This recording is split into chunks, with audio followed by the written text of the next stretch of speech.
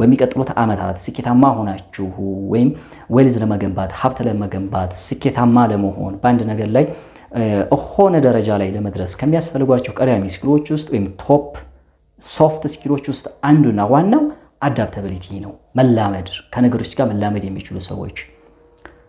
በነገራችን ላይ ከነገሮች ጋር ቶሎ ብለው እና ፈጥነው መላመድ የሚችሉ ሰዎች በዚህ ዘመን ላይ ቶሎ ብለው ሀብታም መሆን ይችላሉ ተብሎ ይታሰባል።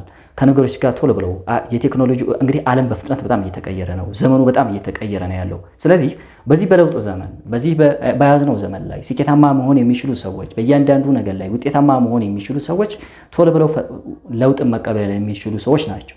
እንግዲህ እንደምታስቡት ሁላችሁም በዚህ ባለንበት ዘመን ላይ ለውጦች በጣም እየተቀየሩ ነው ያሉት። በጣም አዳዲስ ቴክኖሎጂዎች አድቫንስመንት ደረጃ በጣም እያደገ ነው ያለው።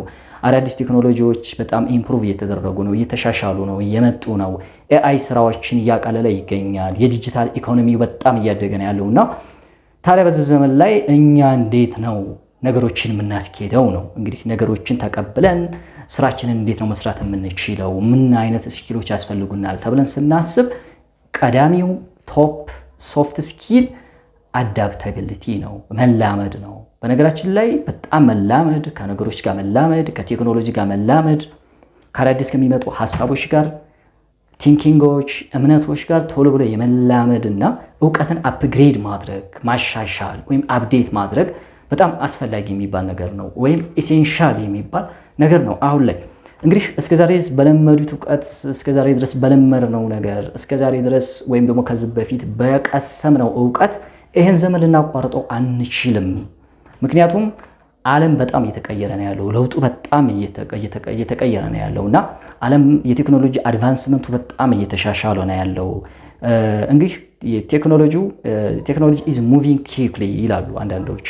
ቴክኖሎጂው በጣም ፈጣን በሆነ መንገድ ሙቭ እያደረገ ነው ያለው፣ ትራንስፎርም እያደረገ ነው ያለው እና በዚህ በለውጥ ዘመን ታዲያ ራስን ቶሎ ለለውጥ ማዘጋጀት፣ ለለውጥ ፈጥኖ ምላሽ መስጠት ለነገ የማይባል ነገር ነው ማለት ነው። ስለዚህ እኔም ቶፕ ሶፍት ስኪል ላይ እንደመስራቴ ከቶፕ ሶፍት ስኪልስ ከሚባሉ ስኪሎች ውስጥ መርጬ ያስኩላችሁ ለዚህ ነው። ቶሎ ብሎ ነገሮችን መላመድ ያስፈልጋል። በድሮ መንገድ ከሄድክ በዛ ባለፈው መንገድ እስከዛሬ ድረስ በያዝነው ነገር እስከዛሬ ድረስ በነበረን እውቀት ባዳበርነው ኤክስፒሪየንስ አሁን ላይ ምናልባት ሰክሰስፉል ላንሆን እንችላለን። ያ ማለት የሆነ የሚያግደን ነገር አለ አፕግሬድ ባለማድረጋችን እና ያዝነውን ይዘን ግን ለአዳዲስ ነገር አዳዲስ ስኪሎችን ለመማር አዳዲስ እውቀቶችን ለመያዝ አዳዲስ ኤክስፒሪየንስ ለማድረግ ከአዳዲስ ነገሮች ጋር ቶሎ ብለን ለመላመድ ራሳችንን ምን ማድረግ አለብን ማለት ነው? ክፍት ማድረግ አለብን፣ ኦፕን ማድረግ አለብን። ኦፕን ስናደርግ ለራሳችን ለአዳዲስ እውቀቶች ክፍት ስናደርግ ከነገሮች ጋር ፈጥኖን የመላመድ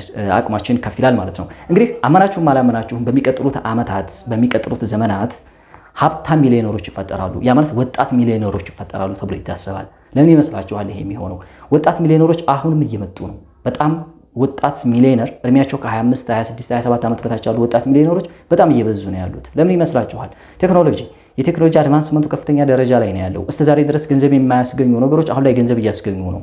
የገንዘብ የማግኛ መንገዶች በጣም እየበዙ ነው ያሉት እና ወጣቱ ከለውጥ ጋር የመሄዱ ጉዳይ ወይም ደግሞ ከለውጥን የመቀበል ፕሮባቢሊቲ በጣም ከፍተኛ ነው ከሌላው ማህበረሰብ ተብሎ ይታሰባል። ምክንያቱም አንድ ሰው ለረጅም ጊዜ የያዘውን እውቀት እስከዛሬ ድረስ ሲጠቀምበት የነበረውን ሲገለገልበት የነበረውን እውቀት በቀላሉ ሰዎች መልቀቅ አይችሉም፣ ሽፍት ማድረግ አይችሉም ለአዳዲስ ነገር። ምክንያቱም ለብዙ ጊዜ አእምሯቸው ዶሚኔት ያደረገው ነገር አለ፣ ማይንድ ሴታቸው ቢልድ አድርጓል ለረጅም ጊዜ ሰው ያንን ነገር መቀበል አይችሉም። አዳዲስ ስኪሎችን ለመማር ራሳችንን ክፍት ማድረግ አለብን። ሰው አዳዲስ ስኪሎችን ባዳበርን ቁጥር በየጊዜው ተደጋጋሚ ነገሮችን ባደረግን ቁጥር ራሳችንን በደንብ እያሳደግን ራሳችን ላይ ኢንቨስት እያደረግን ከነገሮች ጋር የመላመድ እና ለአዳዲስ እውቀቶች ክፍት ስንሆን አዳዲስ ዌልዝ መገንባት ይችላል፣ ሀብት መገንባት የምንችልበት ዘመን ላይ እንገኛለን ማለት ነው። እንግዲህ እስካሁን ድረስ በለውጥ ዙሪያ በጣም ብዙ ነገር ተጽፏል። ሰዎች ለውጥን ለመቀበል ብዙ ኮንፍሊክት አለባቸው። አሁን ግን ለአዳዲስ ነገር ክፍት መሆን፣ ለአዳዲስ አሰራሮች ክፍት መሆን ወይም ደግሞ ለአዳዲስ ሲስተሞች ተገዥ መሆን የሚያስፈልግበት ዘመን ላይ ቢኖር አሁን ላይ ነው።